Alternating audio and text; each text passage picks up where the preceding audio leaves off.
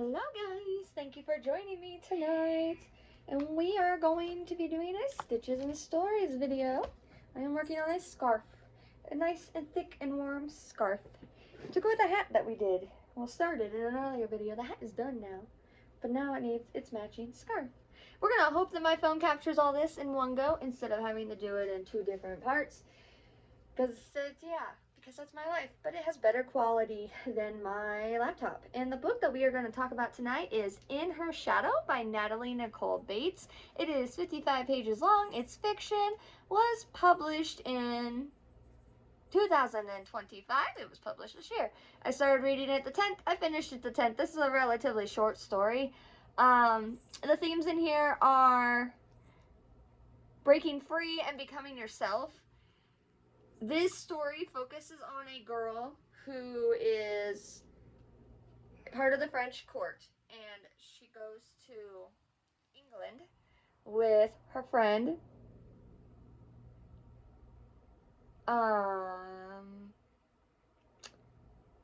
Anne. Yeah, she goes to England with her friend Anne Boleyn. We know her.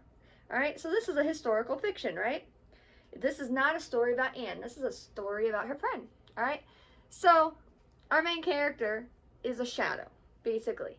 She was born noble. She has the papers to show she's noble. But since her parents died and she's just Anne's friend, Anne kind of uses her and just forces her to tag along in a sense. And she doesn't feel like there's anywhere else she can go because Anne's been her friend for ages, even though she knows that Anne is not the best person to be around. And she knows that Anne likes to get involved in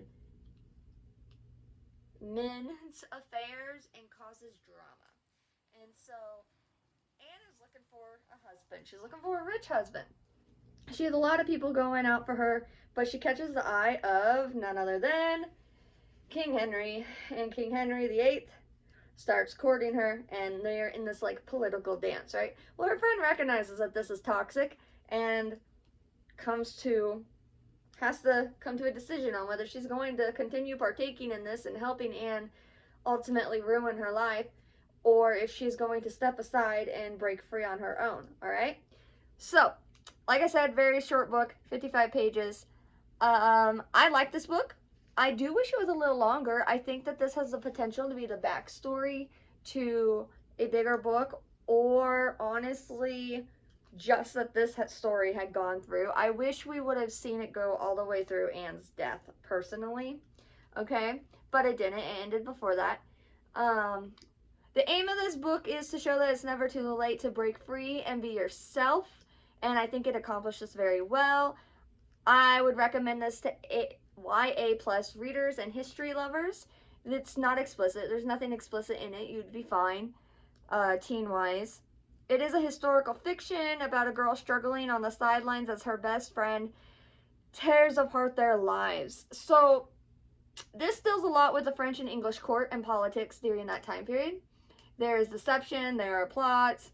Anne tells her friend, "You are a ghost," and that's her whole job in life, is to be a ghost and help Anne with her plots. Okay. There is a little bit of discrepancy in the fact that Anne says that Lord Percy wanted her to fail, but then later on Colette, our main character, says that he was a suitor and is trying to help Anne, trying to court her. Is this intentional? Maybe. It might be, because we do kind of get this vibe that Percy knows what's going on. And he's interested in her at first, but then realizes that the king is after her, and of course that's a death sentence to go against the king. And so then he starts talking to Colette and trying to get Colette to convince Anne to not do this, to not be involved in the king, who is married, by the way. Of course it doesn't work because it's Anne. Anne's story's already written in history, right? Like I said, I'd like to see it go through Anne's death. I do absolutely love the use of words that relate to the grave in here, considering the fact that we know Anne's history and we know that she is eventually by Henry VIII. Bates in here did an amazing job of foreshadowing that without actually showing that event. And there's no reason for her to show the event because we know what happened. And the story isn't about Anne anyway, it's about Colette, right? And so she's focusing on the side character that didn't exist in history instead of instead of the character that did exist in history, which we already know the story for. We already know how her life turned out. But she uses words to describe things such as shroud and casket.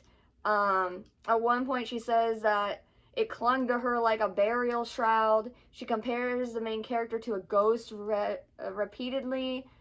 The friendship in here is very strained and one-sided, and I think the descriptions of death that are applied to this book not only foreshadow Anne's death, but foreshadow the death of the friendship in a way, because literally everything that Colette sees, she is relating to a grave, and she left her home to be with Anne, but behind she had left a lover and the life that she had wanted. Um, I would have liked to see Colette end up with Percy. Colette breaks free and does her own thing, becomes an independent woman. Um, I think that there is potential here for a much longer story or for a spin-off novel, honestly. I think it would be a really good one. I really liked it, though. For our 6 characteristics, I gave it 4 stars in characters. Anne and Henry VIII were written by real-life history. She couldn't really do much there. But for Colette, she gave her own personality and did a really good job.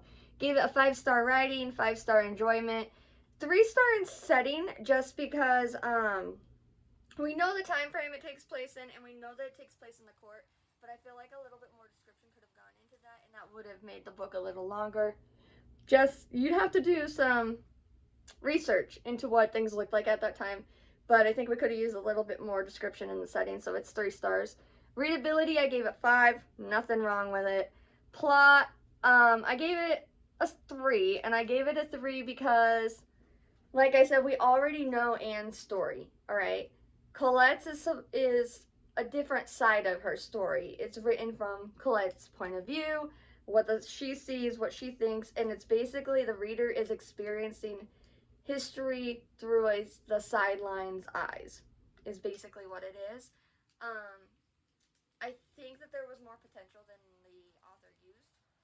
Like I said, I think it could have gone through Anne's death. I think we could have seen Colette be a much bigger force in the politic scene just because she is a lady. She does have a pedigree. She could have been a massive force to reckon with. And at the end, she steps out and she becomes herself. But this is a story of a girl who is not herself yet, and so I kind of would like a follow up to see what happens to Colette after she breaks free and discovers who she really is. So ultimately, after adding up all those points and averaging it out, this is a 4-star rated book by me, and I believe I have put the single sentence book review up on Goodreads, and I'm gonna go post it on Instagram too. But yeah, so it's In Her Shadow by Nicole Bates. Bates does write a lot of shorter works, and I've read several of hers, and I picked up a few more of hers. I like her works. I think if you like quick reads, something that you can get the full story of within a couple of hours, Bates is a really good author to go to. She explores different genres. Historical's her big one, okay? It is her huge one, I'm gonna be honest. She has this one series, it's a 2-book series I like. The first book is Adventures in Life and Death, I believe. Anyway, I really like that one. So go pick her up and go check out some of her books. I think you will enjoy them. I really do, especially if you're a history lover, because it talks. This is historical fiction. This is fiction set in our history, in the history of the world. Okay, not necessarily like history as in the American history, because the ones I read don't take place in America, but it's still global history. This is stuff that happened with fictional characters experiencing it, and this is the closest that we will get to experiencing that history ourselves, unless, I mean, you're like an archaeologist discovering a relic. So, I mean, go pick up Bates, go enjoy her books. I think you'll love it, and that is our review for In Her Shadow, and I will keep working on this awesome scarf, guys. Bye.